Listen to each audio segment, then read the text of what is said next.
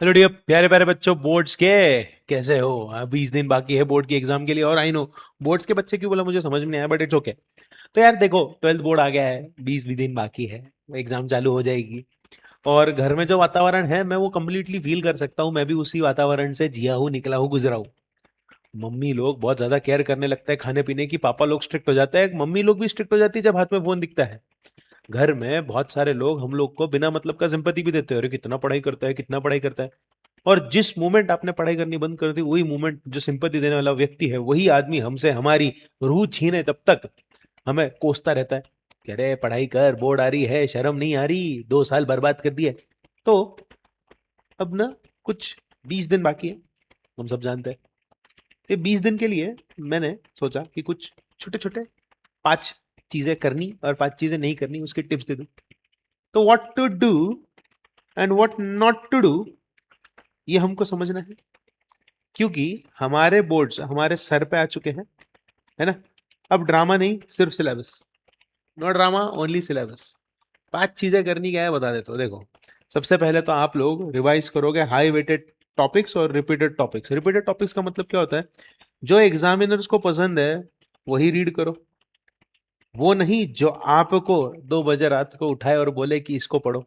मतलब 2 बजे तो बहुत सारी चीजें उठाती है, मतलब लेट इज नॉट डेविएट। 2 बजे जब हम उठते हैं पढ़ने बैठते हैं तो हमको ऐसा लगता है, या पढ़ के हो गया सोने वाले हैं तो हमको ऐसा लगता है कि ये टॉपिक पढ़ लेना चाहिए, उठ के पढ़ लेते ना। देख पिछले 5 साल में क्या क्या क्वेश्चन रिपीट हुए हैं। ट्रस्ट में व्हेन आई से दिस, वही 5 साल के रिपीटेड क्वेश्चंस ही एग्जाम में आते हैं। और repeated questions easy marks, less tension. Trust में व्हेन आई से दिस, रिपीट क्वेश्चंस करो, इजी मार्क्स आएगा, टेंशन भी नहीं रहेगा। दूसरा, प्रैक्टिस आंसर राइटिंग डेली।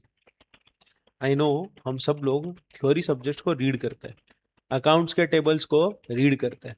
ये सबसे बड़ा ड्रॉबैक है। देखो क्या है, आखिरी के 20 दिन है, अभी जो मेहनत करोगे ना उसका रंग जो आएगा वो लाइफ टाइम छाएगा। क्योंकि ये 20 डेज में जितनी उठापटक कर सकते हो कर लो। इसके बाद तो लाइफ में आराम ही आराम है, लाइफ के मजे ही मजे, ये सुना ही होगा। एक्चुअली कुछ नहीं है, और आगे और बहुत सारी चीजें होने वाली है। बट यस, ये वाली अपेक्षा है 10वीं और 12वीं बोर्ड वाली परमानेंटली खत्म हो जाएगी। तो कृपया करके लॉन्ग राइटिंग और शॉर्ट राइटिंग करो। मतलब लॉन्ग आंसर्स भी लिखो, शॉर्ट आंसर्स भी लिखो। 8-10 मार्क वाले जो क्वेश्चन है वो भी लिखो, और 3-4 मार्क वाले वो भी लिखो। क्योंकि बिकॉज इन एग्जाम आंसर आता है is equal not equal to answer लिख पाना। आंसर पता है is not equal to answer लिख पाना। आंसर पता होने से सब नहीं होता। मान लो किसी पर्टिकुलर टॉपिक में 15 पॉइंट्स हैं, आपने 15 पॉइंट्स रीड किया, आपने बोले तो इजी है, आता है। पर जब एग्जाम में वही 15 पॉइंट्स लिखने बैठोगे तो 7 और 8 पॉइंट में आपकी हवा ढुस हो जाएगी। और ये 7-8 पॉइंट में जब आपकी हवा फूस हो जाएगी, तब आपको रियलाइज होगा कि काश एक बार लिख लेता या एक बार पढ़ लेता तो ये दिन देखना नहीं पड़ता। तो आंसर आता है is not equal to answer लिख पाना। तो आई होप यहां तक तो सारी चीजें समझ में आएगी कि भाई देखो, पिछले 5 साल में जो टॉपिक्स बार बार बार बार पूछे हैं उन्हीं टॉपिक्स को पहले करो। दूसरा, लॉन्ग आंसर्स की लिखने की प्रैक्टिस करो, क्योंकि ये नहीं किया तो जीवन में क्या ही किया। उसके बाद, एग्जामिनर फ्रेंडली स्ट्रक्चर का इस्तेमाल करो। एग्जामिनर फ्रेंडली स्ट्रक्चर का इस्तेमाल करो मतलब क्या? देखो, पेपर चेक करने वाला पर्सन जो होता है ना, वो ये देखता है कि आपका प्रेजेंटेशन कैसा है। वो ये भी देखना पसंद करता है कि आपने क्या सारे पॉइंट्स कवर किए हैं। ऐसा हो सकता है, देखो मैं कमेंट तो नहीं कर सकता उसके ऊपर, बट ऐसा हो सकता है कि हमारे आंसर के लेंथ के बेसिस पे हमें मार्क्स मिलता है। हमारे एजुकेशन सिस्टम का बहुत बड़ा फ्लॉ तो है। बट अगर हम स्ट्रक्चर करके इसकी लेंथ बढ़ा दे और सारे पॉइंट्स कवर कर ले, तो मुझे नहीं लगता कि कोई दुनिया की ताकत आपके मार्क्स आपसे छीन सकती है। मैं थियोरी सब्जेक्ट्स की बात कर रहा हूँ, अकाउंटेंसी और मैथमेटिक्स में तो ऐसा होता नहीं है। तो देखो, हेडिंग, मीनिंग, पॉइंट्स, एग्जाम्पल और कंक्लूजन, अगर आप इस स्ट्रक्चर में आपका आंसर लिखोगे ना थ्योरी सब्जेक्ट का, तो पेपर चेक करने वाले को भी समझेगा कि बच्चे ने अच्छे से पढ़ाई की है। आपने हेडिंग लिखी किसी टॉपिक की, उस टॉपिक को एक्सप्लेन किया, फिर उस टॉपिक का आपने मीनिंग लिखा, उसका मीनिंग लिखने के बाद आपने उसके की पॉइंट्स लिखे, की पॉइंट्स लिखने के बाद आपने उसके एग्जाम्पल्स लिखे, एग्जाम्पल्स लिखने के बाद आपने उसका कंक्लूजन लिखा। अरे आपको मार्क्स क्यों नहीं मिलेगा? एग्जामिनर सोचेगा स्ट्रक्चर अच्छा है, मार्क्स दे दो। स्ट्रक्चर अच्छा रहेगा तो मार्क्स क्यों नहीं मिलेगा? अच्छे स्ट्रक्चर से अगर आपने आंसर लिखा है तो मार्क्स 100% आपको मिलना ही मिलना है। फोर्थ पॉइंट आता है डेफिनेशंस को रिवाइज करो, कीवर्ड्स एंड डायग्राम्स के ऊपर फोकस करो। देखो, अगर आपका एक्सप्लेनेशन एवरेज है पर आपके कीवर्ड स्ट्रांग है तो फ्री के मार्क्स मिलेंगे। एग्जामिनर भी ह्यूमन है यार, है कि नहीं है? आपका एक्सप्लेनेशन एवरेज है बट आपने कीवर्ड्स के ऊपर फोकस किया है तो आपको मार्क्स 100% मिलेगा। Fifth and the most important point is नींद लेना जरूरी है और रूटीन को नॉर्मल रखना जरूरी है। ओवर द बोर्ड जाके कुछ भी काम करोगे तो पछताओगे। नींद सबसे ज्यादा जरूरी है। ज्यादा जागने से टॉपर नहीं बनते, सिर्फ डार्क सर्कल्स बनते हैं। Fresh mind is equal to better recall. नींद को ना एक टूल की तरह इस्तेमाल करो। हाँ, मुझे मालूम है रात में अच्छी पढ़ाई होती है, पर 9 घंटे की नींद लेना जरूरी है। 9 घंटे नहीं सोओगे, नहीं कर पाओगे कुछ। I hope this is clear to you. उसके बाद व्हाट नॉट टू डू के 5 पॉइंट्स। व्हाट टू डू तो समझ में आ गया, व्हाट नॉट टू डू के 5 पॉइंट्स याद रखना। नए चैप्टर्स अब चालू मत करो।